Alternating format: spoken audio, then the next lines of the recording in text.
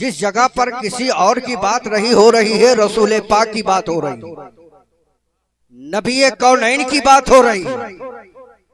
और ये ऐसी जगह है जो जगह के ये टुकड़े भी कल सुबह में रब की बारगाह में अपने आप को फख्र करेगी ये जमीन कि अल्लाह मेरे सीने पे बैठकर कोई जुआरी नहीं बैठा, बल्कि मेरे सीने पे कुछ देर बैठा था ऐसा बंदा जो तेरे रसूल पर दुरूद पढ़ रहा था, तेरे रसूल पर दुरूद पढ़ रहा था, कुरान की तिलावत कर रहा था, सुभान अल्लाह पढ़ रहा था।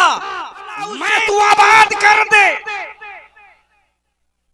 लेकिन ये किस वक्त, ये जो नामवर के लिए जलसे हो रहे हैं उसके लिए नहीं है, ये नाम के लिए जो काम किया जाता है उसके लिए नहीं है, ये उसके लिए है जो खुदा को राजी करने के लिए करता है, रसूलुल्लाह को राजी करने के लिए करता है। खैर वक्त कम है, अपनी गुलामी का सबूत पेश कीजिए और दुरूद पाक पढ़ लीजिए। अल्लाहुम्मा सल्ली अला सय्यदना सल्लल्लाहु अलैहि सल्लतु व सलाम अलैहि या रसूल अल्लाह। हजरात, दीवानों का ये हाल, दीवानों का ये हाल कि नबी पर दुरूद पढ़ने को कहा जाए तो झूमे नहीं। इश्क में डूब करके हमें दुरूद पढ़ना चाहिए, क्योंकि ये दुरूद पाक बेहतर वजीफा है। हुजूर ताजु शरीयत से किसी दीवानों ने जाकर के कहा, हुजूर मुझे एक वजीफा दीजिए जिससे कि हमारे अंदर रूहानियत आ जाए। सरकार ताजु शरीयत ने कहा कि दुरूद शरीफ की कसरत करो, दुरूद पढ़ो, दुरूद पढ़ोगे तुम्हारे अंदर वो सारी चीजें आ जाएंगे, दुरूद की बरकतें हैं। खैर हजरत, एक मर्तबा और दुरूद पाक पढ़ो। अल्लाहुम्मा सल्ली अला सय्यदना हबीबना व तबीबना मौलाना मौलाना मुहम्मद बारिक वसल्लम सल्लल्लाहु अलैहि सल्लतु व सलाम अलैहि या रसूल अल्लाह सल्लल्लाहु तआला अलैहि व आलिहि वसल्लम। हजरत, मेरे नबी लाजवाब है, मतलब के बोलिए मेरे नबी की सीरत लाजवाब है, मेरे नबी की सूरत लाजवाब है, मेरे नबी की हर अदा लाजवाब है। यही नहीं बल्कि मेरे नबी से जिसको जिसको निस्बत हो गई वो भी लाजवाब। हजरत, दुनिया जो चाहे कर ले, दुश्मन इस्लाम जो चाहे कह ले, लेकिन मुस्तफा के जिक्र को जब रब ने बुलंद कर दिया, मुस्तफा को जब रब ने लाजवाब बना दिया, तो किसी के घटाने से नहीं घटेगा। आला हजरत वो इश्क मोहब्बत, आज इश्क मोहब्बत का नारा लगाते हैं ना, सब लोग नारा लगाते हैं। वो तो बरेली के रहने वाले थे ना, वो बरेली के रहने वाले थे। नकी अली खां के बेटा है, रजा अली खां के पोता है, लेकिन आज उनका चर्चा सिर्फ भारत ही भी नहीं, पूरी दुनिया में। क्यों? किस लिए? क्या हुकूमत की वजह से? क्या रुपये पैसे की बदौलत? क्या जवाहरात के बदौलत? क्या सोने चांदी की बदौलत? या कोई हुकूमत या बादशाहत की बदौलत? नहीं नहीं, दीवानों से पूछोगे, बरेली का रहने वाला ये कलंदर आला हजरत, जो आज पूरी दुनिया में आला हजरत का नाम का नारा लग रहा है, इमाम इसको मोहब्बत कहा जा रहा है, वो इसलिए कि ये दुनिया में जिंदा रहे तो दुनिया के लिए नहीं, दीन के लिए। और आप दुनिया में रहे तो रसूलुल्लाह से मोहब्बत, नबी कौनैन से मोहब्बत। मोहब्बत कैसी होनी चाहिए? आज हम लोग भी है, आज नबी का नाम लिया जा रहा है लेकिन इधर उधर देख रहे हैं। आज हमारे नबी का सबक मालूम नहीं, नबी की सीरत मालूम नहीं, नबी के किरदार मालूम नहीं, नबी के गुफ्तार मालूम नहीं, नबी की वह जिंदगी मालूम नहीं कि मेरे नबी ने क्या कहा, मेरे नबी ने क्या जवाब दिया, मेरे नबी ने दुनिया वालों को क्या पैगाम दिया, अपनी उम्मती को क्या पैगाम दिया। याद रखो, कोई भी लीडर तुम्हें नहीं बचा सकता, कोई भी बादशाह तुम्हें नहीं बचाएगा। तारीख मुताला करो, मालूम होगा। ये आज की बात नहीं है, हर जमाने में इनकलाब पैदा हुआ है, हर जमाने में इस्लाम को मिटाने के लिए कुफार और मुशरिकीन ने तरह तरह की साजिशें रचा है, लेकिन इस्लाम उस वक्त भी वैसे ही चमकता रहा, आज भी चमक रहा है, कयामत तक के चमकता रहेगा। लेकिन ये कब होंगे? सिर्फ कुर्ता पैजामा पहन लेने से नहीं, जुब्बा पहन लेने से नहीं, पगड़ी बांध लेने से नहीं, अपने आप को आलिम कहलाने से नहीं, अपने आप को मुफ्ती कहलाने से नहीं, अपने आप को हाफिज कहलाने से नहीं। ये उस वक्त होगा जब अपने अंदर रूहानियत पैदा कर लो, जब खुदा का डर सीने में होगा, जब खुदा का सीने में डर होगा, हमारे अंदर इनकलाब आएगा। गरीब नवाज आए थे, यही तकवा लेके आए थे, भारत में इनकलाब लाया था। यही नहीं बल्कि भारत की धरती पर भारत को जो ये बेहतर सुहाना माहौल दिया है, कोई और ने नहीं दिया। जब इस्लाम आया है, इस्लाम आया है, भारत में बहार आया है।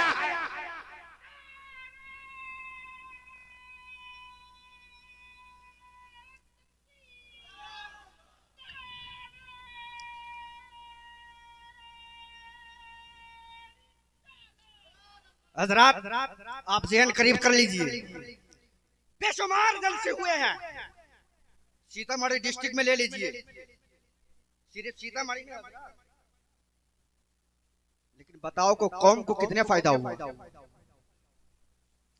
बताओ दीन का क्या फायदा हुआ? बताओ हमारे अंदर जहेज लेना कम हुआ या नहीं? क्या हमारे अंदर लड़कों की शादी में सुन्नत के मुताबिक निकाह करने का जज्बा पैदा हुआ या नहीं? बताओ ये पैसा कहां गया? मेरे मोहतरम, इसीलिए अक्सर बेशतर मैं ये शहर कहा करता हूं कि करीबे मुस्तफा होता है कोई कोई, करीबे मुस्तफा होता है कोई कोई, ये दौलत लूटता है कोई कोई। करीबे मुस्तफा होता है कोई कोई, ये दौलत लूटता है कोई कोई। मदीने जाते हैं यूं तो हजारों, मदीने जाते हैं यूं तो हजारों, मदीना देखता है कोई कोई, मदीना देखता है कोई कोई। इत्तकुल्लाह, अल्लाह से डरो। अल्लाह बार बार अपने बंदों को कह रहा है, अल्लाह से डरो। खलवत में रहो तो अल्लाह से डरो, जलवत में रहो अल्लाह से डरो, मुआशरे में रहो अल्लाह से डरो, खानदान वालों के बीच में रहो अल्लाह से डरो, पार्लियामेंट में रहो अल्लाह से डरो, पंचायत भवन में रहो अल्लाह से डरो, विधानसभा में रहो अल्लाह से डरो, अपने मुआशरे में रहो अल्लाह से डरो, जंगल में रहो अल्लाह से डरो, शहर में रहो अल्लाह से डरो, गांव में रहो अल्लाह से डरो। अल्लाह ने फरमाया जब तुम मुझसे डरोगे पूरा जमाना तुमसे डरेगा। लेकिन अब डर की बात आ गई, आइए थोड़ा सा अभी करीब की बात बता रहा हूं, करीब की। 1 महीना रोजा रखे ना भाई सब लोग, 1 महीना रोजा रखे, ठीक है ना? तरावी की नमाज पढ़े हैं, सुबह में उठकर शहरी खाए हैं, इफ्तार के वक्त सब लोग मिल के मोहब्बत से इफ्तार किए हैं। उसके बाद आप ईद मनाने गए, नए नए कपड़े पहनकर, खुशबू लगाकर, सुरमा लगाकर, ये सुन्नत है। मेरे आका ने फरमाया ऐसे ईद करो, ऐसे ईद मनाओ। लेकिन करीब जरा आ जाओ मेरे मुसलमान, रोजा मैंने रखा, कुरान की तिलावतें किया, इफ्तार किया, ईद की नमाजें पढ़ा। बताइए मेरे अंदर कितना इनकलाब पैदा हुआ, मेरे अंदर इनकलाब कितना आया। गोया कि पता चला कि जब हम नेकियां करें, नमाज पढ़े, रोजा रखे, ज़कात दें, फराइज अंजाम दें, और जब मेरा जाहिर और बातिन पाक हो जाए, समझ जाओ कि मैं कामयाब हूं। जाहिर और बातिन कामयाब, जाहिर और बातिन को पाक करना कामयाब। गोया कि जाहिरी एतबार से ज़बा से बोलो तो सच, ज़बा से बोलो तो अमानत में ख्यालत रही। गोया कि ज़बा से जो भी बात बोलो हक, ज़बा से वही बात निकालो जिससे अल्लाह और अल्लाह के रसूल ने हुक्म दिया।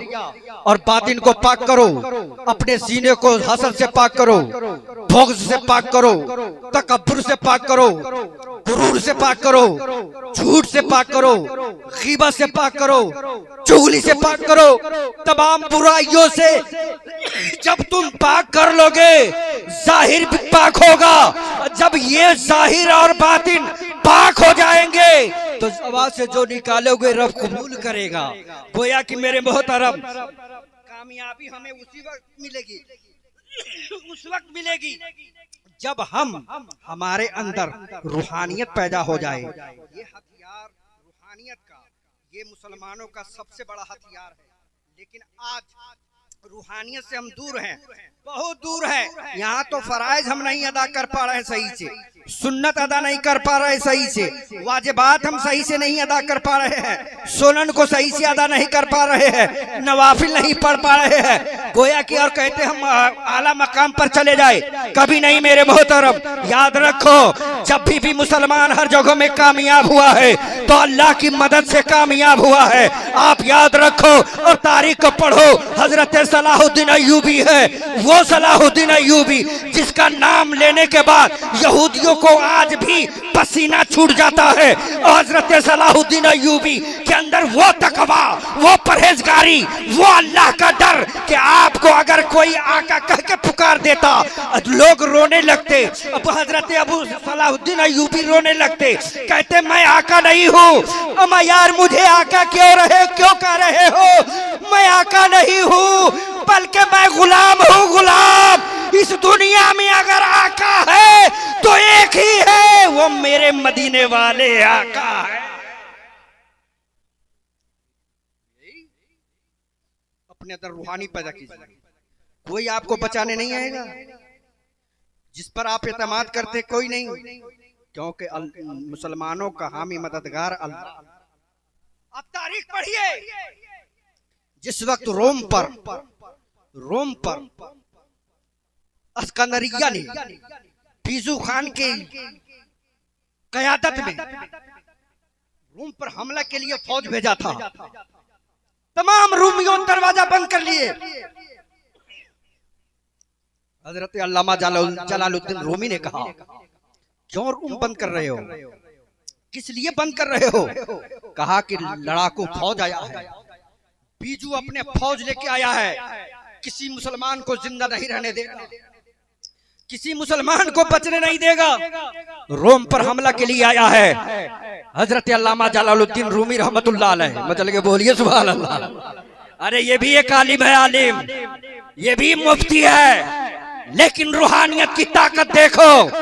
जब इनकी रूहानियत मैदान में आए, बम बारूद फेल, मिसाइल फेल, तलवार फेल, तीर फेल, बिल्कुल दुनिया की ताकतें फेल। और यहाँ रूहानियत की वो ताकत कि जब हजरत जलालुद्दीन रूमी रहमतुल्लाह अलैह ने लोगों को देखा कि इतने परेशान, इतने बेकरार, डर से दरवाजा बंद किया है, आप कुछ नहीं किए, तलवार नहीं लिया, बर्छी नहीं लिया, बम नहीं लिया, बारूद नहीं लिया, मिसाइल नहीं लिया, बल्कि आपने एक हाथ में मुसल्ला लेते हैं, दूसरे हाथ में तस्बीह लेते हैं। रूहानी ताकत, करीब आ जाइए, ईमान में मजबूती पैदा कीजिए यार। आज तो हमारे अहले सुन्नत वल जमात इतने बढ़ गए हैं, खास करके पीर परस्ती का इतना जोर हो गया है कि पीर साहब, पीर साहब, पीर साहब, पीर साहब। अगर एक पीर साहब के सामने में दूसरे पीर साहब के अगर गिबत शिकायत कीजिए या बुरा कहिए तो देखिए ना तलवार निकाल लेगा। वारे पीर साहब वारे मुरीद साहब, लेकिन तेरे सामने में नबी के नाम पर, नबी के नबूसे रिसालत पर हमला कर रहा है, तुम खामोश हो, वहां पर रिश्तेदारी कर रहे हो। नबी कौनैन की शान में तरह तरह की गुस्ताखियां किए जा रहे हैं, लेकिन खामोश हो। नबी कौनैन को बुरा भला कहा जा रहा है, खामोश हो। लेकिन मेरे मोहतरम, ये पीरी मुरीदी उसी वक्त काम आएंगे जब मेरे सीने में नबी का प्यार आ जाए, नबी की मोहब्बत आ जाए, नबी का इश्क आ जाए। हजरात और आ जाइए करीब। हजरत अल्लामा जलालुद्दीन रहमतुल्लाह अलैह ये जाते हैं, नमाज लेते हैं, मुसल्ला लेते हैं और जाकर के मैदान में मुसल्ला बिछाते हैं, नमाज पढ़ना शुरू। आज हम लोग भी नमाज पढ़ रहे हैं, अगर एक चिल्ला दे तो नमाज में खलल आ जाए, कहते कान पकड़ के भगा दो, आइंदा मत आना, इसलिए कि हम लोग नमाज में कच्चे हैं। लेकिन हजरत अल्लामा जलालुद्दीन रूमी है, वो मुसल्ले पर खड़े हो गए, नमाज पढ़ने लगे। बीजू ने अपने लश्कर को कहा तीर मारो, तीर अंदाज, सबसे बेहतर तीरंदाज को बुलाया, कहा कि उस शख्स को मारो, ये तो रुकावट डालने के लिए चला आया। तीर लगाया जा रहा है, निशाने पे निशाना, लेकिन अल्लामा जलालुद्दीन रहमतुल्लाह अलैह मैदान में नमाजें पढ़ रहे हैं, अल्लाह को याद कर रहे हैं। उन्हें मालूम है, उनका अकीदा बोल रहा है, उनका ईमान बोल रहा है कि जब अल्लाह की मदद मेरे साथ होगी, किसी दुनियादार का बम मुझे कुछ नहीं बिगाड़ सकता, न किसी का मिसाइल मुझे कुछ बिगाड़ सकता, न किसी का तीर मुझे बिगाड़ सकता। आखिर मामला ये हुआ कि जब आप नमाज पढ़ रहे हैं, उधर लश्कर तीरंदाजी करके निशाना बना के मार रहा है कि ताकि ये मर जाए और रूम पर हमला कर दिया जाए। लेकिन मामला ये है, तीर पर तीर चलाए जा रहे हैं, अल्लामा नमाज पढ़ रहे हैं, तीर पर तीर चलाए जा रहे हैं, लेकिन तीर निशाने से बाहर, अल्लामा नमाज पढ़ते जा रहे हैं, पूरे लश्करों का तीर फेल हो गए। आखिर में बीजू का खुद आया और आने के बाद तीर मार रहा है कि ताकि उस ज़ईफ को मार दिया जाए, ताकि उस दीवानों को मार दिया जाए, जाके इस दीवानों को खत्म कर दिया जाए, तब जाकर के रूम पर हमारा कब्जा होगा। लेकिन हजरत अल्लामा जलालुद्दीन रहमतुल्लाह अलैह निडर के साथ नमाज पढ़ रहे हैं। उससे मालूम है कि जब इंसान नमाज पे होता है तो उसका हिफाजत दुनियादार नहीं करता है, रब कायनात करता है। अल्लाह अकबर। हजरत अल्लामा जलालुद्दीन नमाज पढ़ते रहे, तीर मारता रहा। आखिर में बीजू खान ने अपने हाथ से तीर चलाया, लेकिन कुछ नहीं बिगड़ा।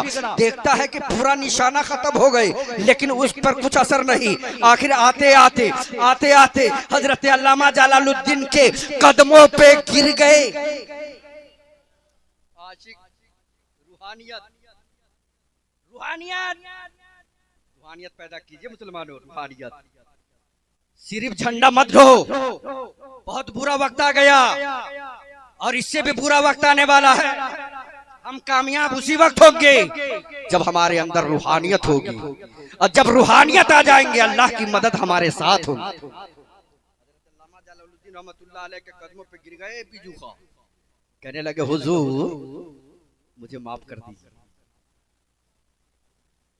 मुझे माफ कर दीजिए। तो हजरत अल्लामा जलालुद्दीन रहमतुल्लाह अलैह का वह तेवर जो आपने जवाब दिया, वो सरकार आला हजरत ने इसमें कहा, उन्हें जाना उन्हें माना, न रखा गैर से काम। उन्हें जाना उन्हें माना, न रखा गैर से काम। लिल्लाहिल हम्द, मैं दुनिया से मुसलमान गया।